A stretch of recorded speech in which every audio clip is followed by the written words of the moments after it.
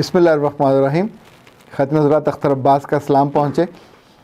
बहुत महीनों से अब ये मामूल चल रहा है कि मैं 2 हफ़्ते लाहौर गुजारता हूँ, 1 हफ़्ता कराची और 1 हफ़्ता इस्लामाबाद।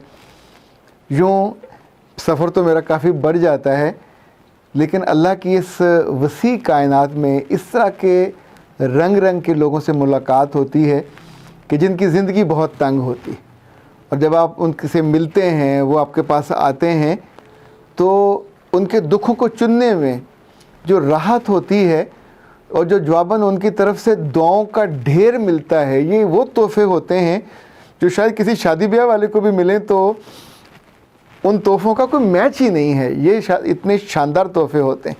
ये लफ्ज़ों के होते हैं, ये दुआओं के होते हैं, ये मोहब्बत के होते हैं। कभी कभी तोहफ़े मेरा पीछा करते करते बजरिया डाक और TCS घर भी पहुंच जाते हैं। कभी वो तोहफ़े मीठे होते हैं, कभी खुशबूदार होते हैं, कभी दिल को राहत देने वाले होते हैं। पर सच्ची बात तो मैं आपसे अर्ज़ करूं कि आप और मैं, हम सबको रब ने जो फ़हम और समझ दी है, अगर उसको हम सिर्फ़ अपनी ज़ात तक रखें और अपनी खुशी का सोचते रहें तो शायद हम जी लें, हम दिन भी पूरे कर लेंगे, ज़िंदगी भी मुकम्मल कर लेंगे। पर वो जो दूसरों की ज़िंदगी में कंट्रीब्यूट करके और उनकी ज़िंदगी के दुखों को किसी सुनारे की तरह चिमटी से चुन के उनको जो आसानी दी जाती है, जो उनको राहत मिलती है, ये मशवरा भी ऐसा होता है जिस पे आपका दिल ठुक जाता है। मैंने बार बार ये महसूस किया कि जो मेरे पास आते हैं उनमें से बहुत सारे वो होते हैं जो दुखों से लिटरली निचड़े हुए होते हैं। जब कोई रास्ता उनको नहीं मिलता तो फिर अपने रब से वो इल्तिजा करते हैं, रोते हैं, और अल्लाह की अपनी मर्ज़ी होती है, कभी उनको किसी तरफ भेज देते हैं, कभी किसी तरफ, कभी मेरी तरफ भिजवा देते हैं। सो हल तो रब ने देना होता है, और वो इंसानों को कभी कभी ये होता है कि जैसे एक तोहफ़तन आपको मिल जाता है, होता किसी और का है, और आप उसको वो दे देते हैं, जो मसला हल हो जाता है।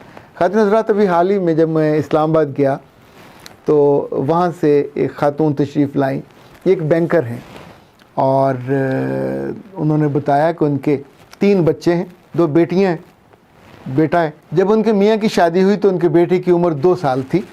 अभी उनका बेटा माशाल्लाह कुछ 14 साल का है। वो उनके साथ आया था, अपनी अम्मा को छोड़ के फिर वो चला गया, और फिर कोई 1-1.5 घंटे के बाद वो आया। जो उनकी बड़ी बेटियां हैं, उनमें से एक ने अभी वहाँ से कॉमसेट से डिग्री ली है, दूसरी ने ज़ुबानों का अदारा है, वहाँ से डिग्री ली है। उनका मसला बहुत अनोखा और मुख्तलिफ था। ये मसला उनका अपनी ज़ात के हवाले से भी था और अपनी बेटियों के हवाले से भी था, और ख़ास तौर पे उनकी बड़ी बेटी के हवाले से। उन्होंने अजीब बात की। उन्होंने कहा कि आप हर मौजू पे बात करते हैं, कभी इस मौजू पे भी तो बात कीजिए कि माँ जो सिंगल पेरेंट के तौर पे अपनी ज़िंदगी को एक बैल की तरह घुमाती है, अर्न करती है, बच्चों पर लगाती है, बेहतरीन उनको कपड़े पहनाती है, बेहतरीन तालीम दिलवाती है, फिर ऐसा क्यों होता है कि वही बेटियां अपनी ही माँ से जेलस होना शुरू हो जाती हैं कि तुम इतने अच्छे कपड़े क्यों पहनती हो। वो क्या चाहती हैं कि माँ पुराने घिसे हुए कपड़े पहन के जाए। और वो माँ जो प्रोफेशनली एक अदारे में काम करती हो, उससे पहले जब वो अपने कपड़े ख़रीदती थीं या उनके लिए ख़रीद के लाती थी तो उन्हें अच्छे लगते थे, पर अब वो माँ के कपड़ों के साथ अपने कपड़ों का कंपैरिजन शुरू कर देती हैं। आपको क्या ज़रूरत है, आप ये नए इस डिज़ाइन के, इस ब्रांड के कपड़े क्यों ले आई हैं। तो उसने कहा जब ये जुमला अपनी ही बेटी के मुंह से मुझे सुनने को मिलता है तो बहुत दिल दुखता है, दिल पे बहुत बोझ आता है। उसकी मोहब्बत में, उसकी तवज्जो में, उसके लिए जितना सेक्रीफाइस करना है वो मैं इतने सालों से, यानी कम से कम 12 साल हैं जहाँ से मैं। ख़ातिन हज़रात, ये एक औरत का मसला नहीं है, ये कितनी ही औरतें पाकिस्तान भर में मुख्तलिफ़ शहरों में ऐसी हैं जिन्होंने अपनी बेटियों के लिए ज़िंदगी आलमोस्ट सर्फ कर दी, उनको ग्रो करने में, उनको ग्रूम करने में, उनको पढ़ाने में, उनको लिखाने में, उनको समझाने में। और जब ये ज़ालिम की बच्चियाँ बड़ी होती हैं और इन्हें को समझ आ जाती है तो बजाय इसके कि शुक्रगुज़ार हों, बजाय इसके कि उसको आइडलाइज़ करें कि किस औरत ने अपनी पूरी भरी जवानी उनके लिए ये दान कर दी, वक्फ़ कर दी, और अब उनको उसके कपड़े बुरे लगते हैं, अब उनको उसका जेवर क्यों पहनती है वो भी बुरा लगता है, उसके जूते अच्छे क्यों पहनती है वो बुरे लगते हैं। यानी वो जिस प्रोफेशनल फील्ड में है उसको भी तो ہمیشہ اپنے آپ کو اچھا رکھنا ہے، پریزنٹیبل رکھنا ہے، اس کی بھی عزت اور وقت اس سے جڑی ہوئی ہے، تو اب وہ کیوں برا لگنے لگے؟ شاید کہیں کمپٹیشن شروع ہو جاتا ہے، شاید کہیں اپنی سگی بیٹیاں بھی جیلس ہونا شروع ہو جاتی ہیں۔ بعض دفعہ لوگ کہہ دیتے ہیں کہ تم دونوں تو بہنیں لگ رہی ہو۔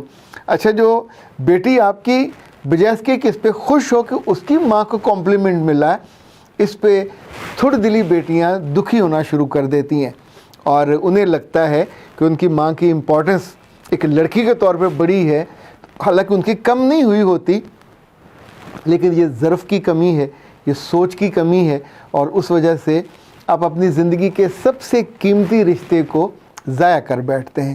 آپ اس کی خوشی کو، اس کی دعاؤں کا رستہ بند کر دیتے ہیں۔ دیکھیں، آپ پی ایچ ڈی کر جاؤ، آپ ڈاکٹر بن جاؤ، انجینئر بن جاؤ، نس سے پڑھ لو، کام سیٹ سے پڑھ لو، اگر آپ کی ماں آپ سے راضی ہے تو آپ سب کچھ بن گئے، اور اگر آپ کی ماں آپ سے راضی نہیں ہے تو یقین مانیے سب کچھ ملنے کے بعد بھی آپ کا دامن خالی کا خالی رہ جائے گا، کیونکہ اس ماں نے اپنی جوانی، اپنا پورا یوں سمجھیں کہ ساری محبت آپ پہ نچھاور کی۔ اس کے پاس بہت اچھی اپرچونٹی تھی 12 سال پہلے کہ چھوٹے چھوٹے بچے تھے، آرام سے شادی کر لیتی۔ اس خاتون نے کہا کہ سر اب جب میری بڑی بیٹی کی شادی ہونے والی ہے اور رشتہ طے ہو چکا ہوا ہے، تیاری مکمل ہے، صرف 1 ماہ رہتا ہے، تو میں نے اس کو بتایا کہ اس کے بعد تمہاری دوسری بہن کی باری ہے۔ اور تب میرے کولیگ ہیں جو بہت دنوں سے مجھے کہہ رہے تھے کہ تم اپنی بیٹیوں کی ذمہ داری سے فارغ ہو جاؤ تو پھر ہم گھر بسا لیتے ہیں۔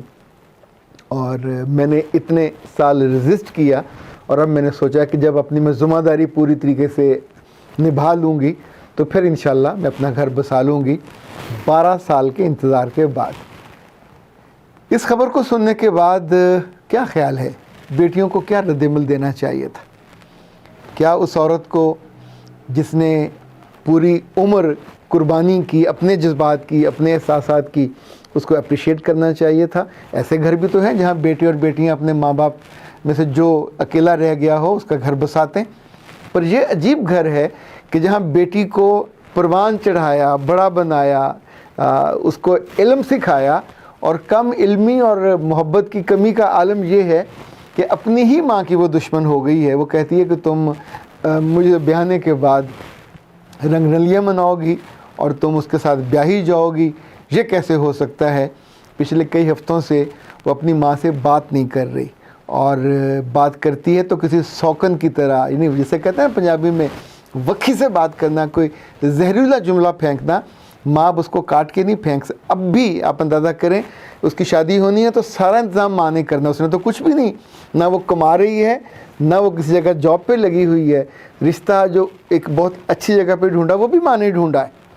یعنی پورے آنے والے دنوں میں ابھی اس کی پوری زندگی کو سنوارا، نکھارا، بنایا، اور آنا بھی بنانا اسی ماں نے، اور آپ اس کا شکر ادا کرنے کی بجائے اور اس سے خوش ہونے کی بجائے، یعنی کم از کم اس کا آنے والا بڑھاپا، دونوں بہنیں رخصت ہو جائیں گی تو پھر ماں کا کیا بنے گا؟ اسے خالی دیواریں، خالی چھتیں، خالی پردے اور خالی کتابیں، کیا ان کے ساتھ اسے زندگی بسر کرنی ہوگی؟ اسے کوئی حق نہیں پہنچتا۔ وہ ایک زندہ انسان ہے، اگر وہ شادی کرنا چاہ رہی ہے، یا اس نے اپنے اس فرض کی وجہ سے، جو بیٹیوں کی وجہ سے انسان سوچتا ہے، خواتین سوچتی ہیں کہ بیٹیوں کے لیے کوئی مسئلہ نہ ہو، ان کی عزت کا کوئی مسئلہ نہ ہو، انہیں کوئی رزق نہ ہو، تو جب وہ بالکل سیفلی، محفوظ طریقے سے ان کو پروان چڑھا کے ان کی شادی کرنے کا وقت آ گیا، تو اب اسے اگر اپنی زندگی کے بارے میں سوچا ہے تو کیا یہ بہت نالائکی نہیں ہے کہ سگی اولاد میں سے کوئی ایسی ناخلف بھی ہو کہ جو اچھا جملہ کہنے کی بجائے، اس کو دعا دینے کی بجائے، اس کے لیے اچھی فیلنگ رکھنے کی بجائے اس پہ ایک برے انداز میں نہ صرف کومنٹس کرے بلکہ اس پہ شک بھی کرے؟ بہت نامناسب بات مجھے لگی۔ پر یاد رکھیے گا، یہ جو نامناسب چیزیں، یہ نامناسب باتیں یا نامناسب احساسات ہوتے ہیں ہمارے کہیں آس پاس ہی ہیں، اور ان کی وجہ سے ہماری زندگیوں کی مٹھاس ختم ہو جاتی ہے، ہماری زندگیوں کی رونق اور رنگ چلے جاتے ہیں، ہماری زندگیوں میں سے جو سکھ ہے اس کی سارے رنگ اور سائے اڑ جاتے ہیں۔ اور اگر یہ کم ظرفی اور یہ جو چھوٹی سوچ کا اظہار ہے، یہ یاد رکھیے گا خود آپ کو اپنے پیاروں سے کاٹ دیتا ہے۔ ہونا تو یہ چاہیے کہ جس نے احسان کیا ہو، جس نے آپ کے لیے زندگی کی قربانی دی ہو، اس کی آسانی کے لیے، اس کے سکھ کے لیے، اس کے آنے والے دنوں کی بھی بھرپور زندگانی سے بھری ہوئی زندگی سوچنے کے لیے آپ کو خود سوچنا چاہیے، اس کو انیشیٹ لینا چاہیے، اس کو موٹیویٹ کرنا چاہیے۔ چہ جائے کہ آپ الٹا کام کر رہے ہوں، کہ اس کی خوشی کے غبارے میں کو بھی پنکچر کر رہے ہوں اور اس کے آنے والے دنوں کی راحت کو کم کرنے کی کوشش کر رہے ہوں، دیٹس ناٹ فیئر۔ یہ کسی بڑے شہر میں ہو، کسی چھوٹے شہر میں ہو، کسی بڑے تعلیمی ادارے سے پڑھ کے ہو یا کسی چھوٹے تعلیمی ادارے سے پڑھ کے ہو، یہ چھوٹی سوچ کی علامت ہے۔ اس سے اپنے آپ کو تھوڑا ڈسٹنس کرنا چاہیے اور اپنے پیاروں کے ساتھ جڑنا چاہیے اور ان کے پیار کا حق ادا کرنا چاہیے، تاکہ آپ کی زندگی سے ان کی دعائیں رخصت نہ ہوں، دور نہ ہوں، اور ان کا بھی بڑھاپا، ان کے بھی آنے والے دن ایک شرعی طور پہ بھی، سماجی طور پہ بھی، ذاتی طور پہ بھی اچھے اور محبت کے ساتھ گزریں۔ اختر عباس کو اجازت دیجیے۔ السلام علیکم ورحمۃ اللہ۔